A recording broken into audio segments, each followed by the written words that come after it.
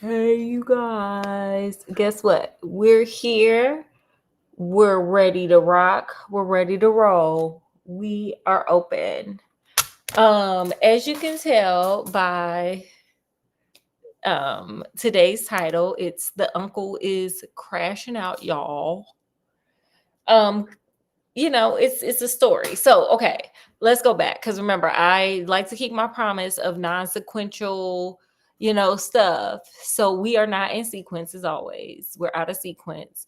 This is not even the memoirs of Sherlock. We're gonna go all the way back. We're gonna go all the way back to the adventure of Sherlock. It was well, I left two of them out. One because I felt it was kind of boring and I got to figure out how to make it like appetizing. And two, the other one, it was because it was like super controversial, but I'm in the mood today. As the children say, Scott, have you heard that line? I'm in the mood today. Yeah. I know. So this one is from the Adventures of Sherlock. So we're going all the way back to the beginning. So this is the case of the five orange pips. Pretty controversial one, especially because of what is going on nowadays. So, anyway, we're all here. You're here. Um, Scott's here. We got Sherlock. We got Watson. We got me. We got the gang, honey. And so we're going to do. The uncle is crashing out, y'all. So here we go. Scott, do you know why the uncle's crashing out? I don't know. Do you even know what crashing out is? Well, I mean, I know what it means in some crashing out on drugs or crashing out on someone's couch. This kind of crashing out means you are just losing it because you're about to be discovered. Like the jig is up. So you're like, oh my God. You like panicking. This kind of crashing out is panicking. Okay. That's how the kids call panic. Hysteria, if you will. Scott don't care. So, okay.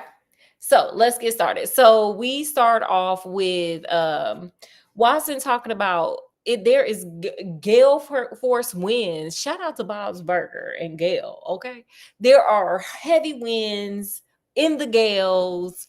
It's just like tornado, speed winds, I guess. And all of a sudden, him and Sherlock hear somebody on the door. And so Sherlock is like, I'm gonna deduce that that's one of the landlady's dudes coming over. He probably a hobosexual. He needs some place to stay during these gale force winds. I don't think this about us because don't nobody really be coming out. Like there ain't no case this important that is that important for somebody to be out during a hurricane in London in the 1800s. It wasn't a hurricane. Oh, no. I just made that up. Oh, wow. They were just saying how strong the winds were, though. And so, Sherlock Holmes was wrong for like one of the first times ever. So a guy comes in and his name is John Openshaw. Openshaw. We're going to call him Johnny O because that's just easier to remember. So Johnny O comes in and he's like, Sherlock, look, I wouldn't have came out here if it wasn't important, especially out here during this hurricane, this once in a lifetime hurricane that's in London in the 1800s that I just made up. I wouldn't have came out for this.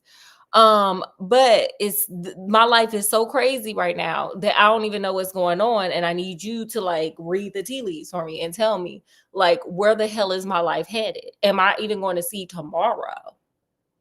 It's serious, Scott. Wow. I know. So, Sherlock's he's like, oh my God, sit down. Like, sit down, honey. Relax your feet. Tell me what got your life just so messed up right now. And so Johnny O is like, well, he was like, it starts off with my dad. His name is Joseph Openshaw. Yo-yo. Well, I call him Daddy O. Because that's Johnny O's daddy. So Daddy O. Daddy O. There you go. Yes. Do I sound like the 1950s Daddy O? He's a cat Daddy O. Sure. Yeah, period. So, he's like, there, my grandfather had two sons. We got Joseph Openshaw, that aka Daddy O. We got Elias Openshaw, aka Uncle E. And they grew up together. Now he was like, they were both successful. My Daddy O, owned a factory. It was a small factory, but he made a lot of money. And then when it sold to a bigger business, he made enough to like live off of. So my daddy was straight. Daddy O was straight. He was like, my uncle Elias took a little bit of a different route. My uncle went to the New World, which is America. Like, it's old to us, but it was new to them then. He went to the New World, and he was a Florida farmer or whatever. He owned a plantation over there. And then, the Civil War broke out, so he became a Confederate soldier, and he was successful in that. Then he went back to his farm, but then all of a sudden he just decided to come back. He said it was because, now, okay, let's have this discussion, okay? Trigger warning, because we got a lot going on right now. I don't know what the hell is going on right now, but a lot is going on. This is the 1800s. This is like the Civil War, okay? During this time, people of color were not appreciated, okay? They had just like stepped away from plantations and such. So the reason why his Uncle E decided he wanted to come back to the UK was because he said pretty much people of color were getting too many laws. He said the Northern carpetbagger politicians were forcing, too many people of color down their throat. So he said, I'm coming back. This is too much. Why I gotta respect these people? Why do I have to do that? Me, Uncle E. So, he went on and left and came on back to the UK. But coming from Johnny O, his uncle became real reclusive, honey. He was in the room, he was hiding. He was like, But my man did love, I guess this is going to be medicine of the gods, brandy. In the 1800s, everybody was getting toe up off some brandy, honey. This is what these people were doing, okay? So Uncle E decided he wanted to just drink brandy, smoke his pipe, and just relax in the house. He was chilling, honey. He said he had been working on the railroad all the long day, and he wanted to relax now. So, because he really, really was into this relaxation type situation, he was like, hey, can y'all send over Johnny O? He asked, he asked Daddy O, could you send over Johnny O? Because I don't have a son. You probably don't want to raise them. So send them on over and I'm going to teach him how to run a household. So off Johnny O went to Uncle E's house. And Uncle E, he said Uncle E loved him in his own way, the way he knew how to, which is Uncle E love, I guess. I don't know. And he said he did let him run the household. So Uncle E ain't have to talk to them servants, honey. Uncle E was in that room chilling, sipping his brandy, honey. Probably staggering out, yelling at a couple of people and staggering back in, okay? But he was probably as healthy as a horse because all the doctors were giving people brandy anytime they passed out. So Uncle E wasn't passing out, which is good. So, time went on, things were great until that one day. And it wasn't that one sweet day. It was just one day. So one day, Uncle E got some mail. He got some mail, which was rare because Uncle E didn't talk to nobody, honey. He was all up in the blinds, just looking at people, drinking his brandy, like, I ain't playing with y'all today. One day he gets a letter from like Australia. And so so Johnny O opens the letter.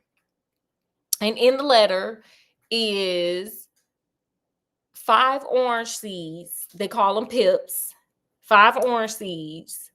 And on the letter, it says JJJ, but go one letter up. Okay. We're going to call them Special K. Okay. Okay. It said that. 3 Ks and a twist. So Special K. And so Uncle Uncle E started tripping. He like, oh my God, they know where I am. Oh, dang, this is a problem. This is a problem. This is a problem. So he was like, hey, Johnny O, go get a lawyer. And so Johnny O gonna run and get a lawyer, and he watches his uncle sign over his house, all his possessions, everything to his daddy O, to daddy O. And he was like, look, you were faithful in making sure I didn't have to talk to none of these servants and his butler, because I don't even like people like that. So eventually when your daddy go, you gonna get this house. But let me tell you something about this house. Let me tell you something.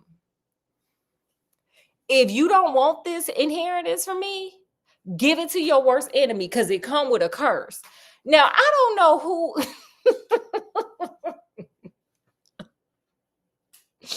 If you telling me to get a house of my enemy, why are you giving it to me is the question. Yeah. But whatever. This is the 1800s. The man was drinking a lot of brandy. He was super healthy. He wasn't passing out. He probably wasn't going to sleep. So I don't know. I don't know why he was saying all this. But then from there, he became very reclusive. He was annoyed. He was paranoid, honey. He was real reclusive. And when he did come out, the only time he came out was to run around in the garden with this thing, talking about, if y'all want some, come get some. I ain't scared of y'all. I run this. Y'all ain't gonna have me up in here. You ain't little Bo Peep, and I ain't your sheep. I ain't scared of y'all. He would just be yelling out to the ether with his pew pew. And then he would, I guess, stagger his little drunk self back on in the house and go lay down, because, sir, who was that for? Who was it for, Scott? I don't know. Whatever. So I guess it must have been one time that Uncle E went his little cell phone out there talking about, who wants some? Don't start none, won't be none. And he didn't come back in because they found him floating face down in 2 feet of water. And let me tell you how Scotland Yard ruled it. They said he unalived himself. And I was like, we just gonna make up any old. We just want to hurry up and close this case.